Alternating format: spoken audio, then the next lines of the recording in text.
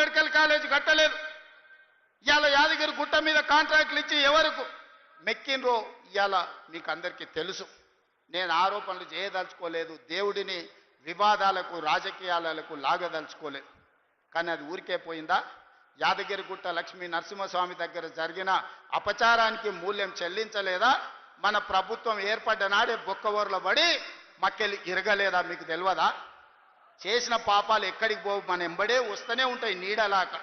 ఇవాళ పాపాలు చేసిండ్రు కాబట్టి మీ పరిస్థితి గట్లయింది. నేను అంటలేని మాట ఆ పార్టీ నాయకురాలే అన్నారు. ఏమన్నారు మిత్రులారా? మా పార్టీలో దయ్యాలు చేరనే. సొంతింటి బిడ్డ టీఆర్ఎస్లు ఉన్నోళ్ళు దయ్యాలని చెప్తుంటే సమాధానం చెప్పలేక దయ్యాల నాయకుడు ఫామ్ హౌస్లో నిద్రపోతుండు. నేను అడుగుతున్నది బీఆర్ఎస్ కాదు, డిఆర్ఎస్.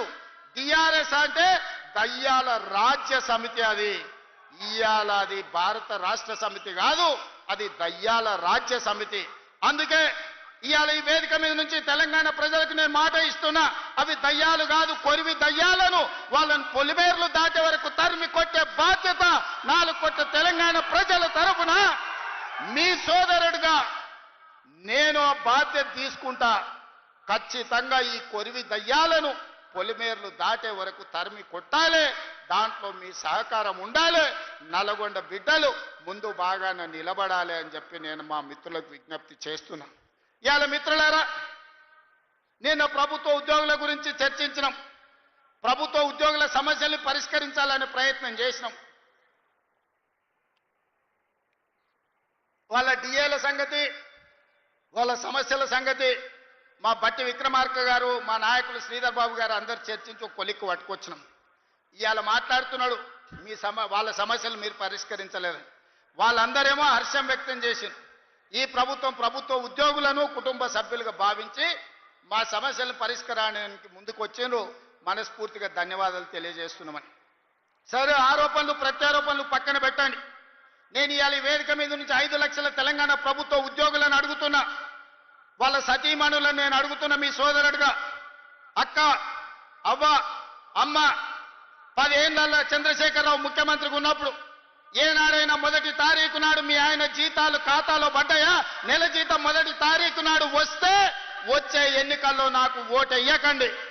నేను తెలంగాణ రాష్ట్ర ప్రభుత్వానికి ముఖ్యమంత్రిగా బాధ్యత చేపట్టినాక ఈ 5 లక్షల ప్రభుత్వ ఉద్యోగస్తులకు 1వ తారీఖు నాడే మొత్తం జీతం మీ ఖాతాలో వేస్తే మీరు అండగా నిలబడండి, ప్రజా ప్రభుత్వాన్ని ఆశీర్వదించండి. నెల నెల ప్రభుత్వ ఉద్యోగులకు జీతాలు ఇవ్వలేనోడు, దివాలా తీసిన దద్దమ్మలాక ఇన్స్టాల్మెంట్ల జీతాలు చెల్లించినోడు ఇవాళ వచ్చి నన్ను ప్రశ్నిస్తాడా? నువ్వా నన్ను అడిగేది? 10 ఏళ్ళు ఈ రాష్ట్రాన్ని దోసుకొని, రాష్ట్రాన్ని తగలబెట్టి, రావణ కాష్టంగా మార్చి 8 లక్షల కోట్ల రూపాయల అప్పు చేసి రాష్ట్రాన్ని దివాలా తీపించి విద్యార్థులను, రైతులను, ఉద్యమకారులను పొట్టన పెట్టుకొని బంగారు తెలంగాణ ముసుగులో బొందలగడ్డ తెలంగాణ చేసిన దిక్కుమాలిన ప్రతి ఎదవ ఈ రోజు మనల్ని వచ్చి విమర్శిస్తాడా? కార్యకర్తలారా ఆలోచన చేయండి. 18 నెలల్లో ఎన్నడైనా మనం నిద్రపోయినామా? 18 నెలలలో ఎన్నడైనా కార్యకర్త నుంచి నాయకుల వరకు ఎవరినైనా కలవకుండా ఉన్నామా? ఇవాళ ఎవరిని కలవకుండా చూసిన వాళ్ళు కలవకుంటోళ్ళు, మనం కాదు. ఎన్నిసార్లు బయటకు వచ్చిండు, ఎన్నిసార్లు ప్రజల్ని కలిసిండు ఆయన అడగాలి. మా అక్కల్ని అడుగుతున్నా, అక్క ఏనాడైనా ముఖ్యమంత్రిని చూసిర్రా? ఇంతకుముందే వాసాల మర్రిలా ఆయన వచ్చినాడు, ఎవరికి ఆకుల ఆగవ్వకు అల్లనేరేడు పండించిండంట. ఆ అల్లనేరేడు పండి తిన్నందుకు ఆమె పోయి దావకాల్లో పడ్డ. మా అక్క కూడా ఇక్కడికి వచ్చే ఉంటుంది నాకు తెలిసి. ఇవాళ వాసాల మరిలో ఇళ్ళని కూలగొట్టి శ్మశానం చేసి కూర్చున్నాడు. దాని ఆదర్శ గ్రామంగా తీర్చిదిద్దుతా అన్నాడు. మరి ఆ వాసాల మరి పరిస్థితి ఏముందో నాకైతే తెలియదు. కానీ మా చామలకీరను, మా బీర్ల ఐలేను పోయి చూసిరమ్మంటున్నా. వాళ్ళకి ఆయన అన్యాయం చేసిపోతే న్యాయం చేసే బాధ్యత మన మీద ఉన్నది. వాళ్ళ ఉన్న ఇల్లు వీకి పందిరేసి, పందిరి కూడా కాదు, ఇల్లు వీకి మొత్తం ఎక్కడిదక్కడ చేసిపోయింది. వెనకటికి అందుకే పెద్దోళ్ళు చెప్పారు, పనిమంతుడు పందిరేస్తానంట కుక్కతోక తలిగి కూలిపోయిందంట.